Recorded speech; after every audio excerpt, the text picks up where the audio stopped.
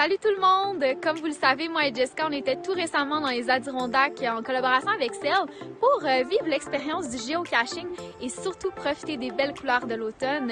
Donc, dans les prochaines minutes, on vous présente le behind the scenes de cette belle expérience-là. On est maintenant au début de notre première randonnée qui est le Spectacle Pound.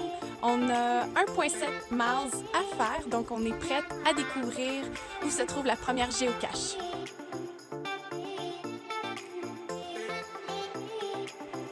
Donc on est là, il faut faire toute cette trail-là et puis on a rentré les coordonnées géographiques. La géocache se trouve juste ici.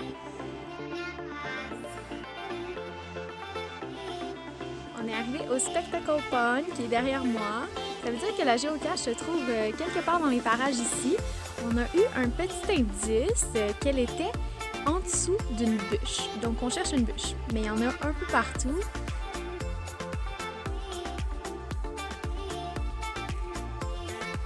Ça fait un bon petit bout qu'on cherche, on a regardé en dessous de toutes les bûches, puis on n'a pas trouvé la géocache. Ça se pourrait que quelqu'un soit parti avec ou qu'elle soit disparue, enfouie dans le sol. On rebrousse maintenant chemin, puis on espère que demain, ça va être plus facile de trouver les géocaches.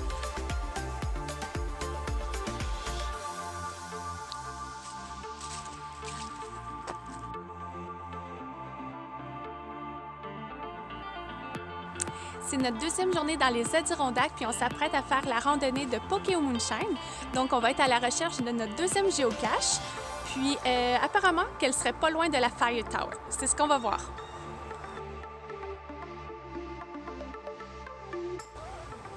On s'est habillé en multicouche parce que c'est frais le matin, mais là, ça fait 10 minutes qu'on marche, puis il fait déjà chaud. Fait qu'on est bien content d'avoir plusieurs couches.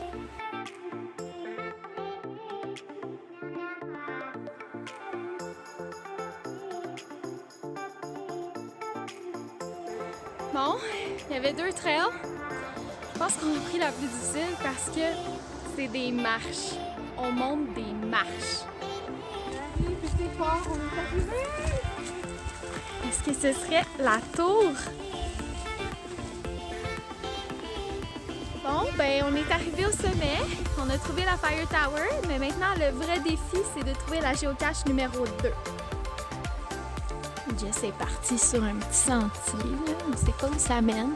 Elle pense que la géocache, elle serait peut-être ici.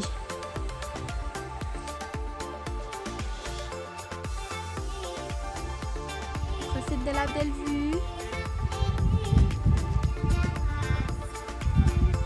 Ça fait un bon moment qu'on cherche la géocache. On l'a toujours pas trouvée.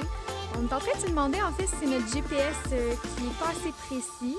On a repéré deux autres endroits où il pourrait y avoir des géocaches dans la région, donc on va aller voir.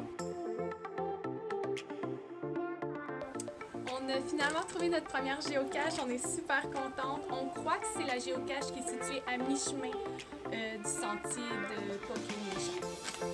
Dans le fond, on pense que c'est peut-être la géocache qui s'appelait Mid-Mountain ou Midway. On l'avait vu sur le site web parce que là, on n'est pas tout à fait au sommet, puis ça correspond pas à la description de celle qu'on recherchait, mais au moins on en a trouvé une, puis on va pouvoir laisser notre petite surprise offerte par Cell. Cheers!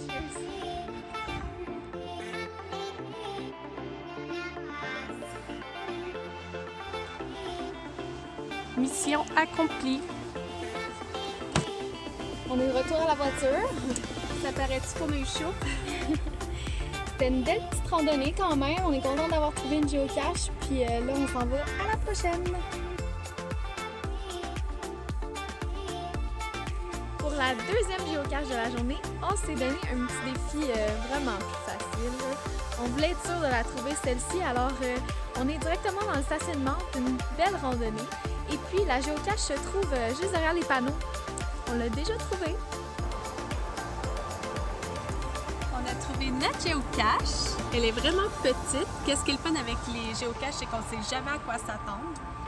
Donc, dans celle-ci, il y a tout simplement un rouleau de papier avec les noms des gens qui ont passé ainsi que la date.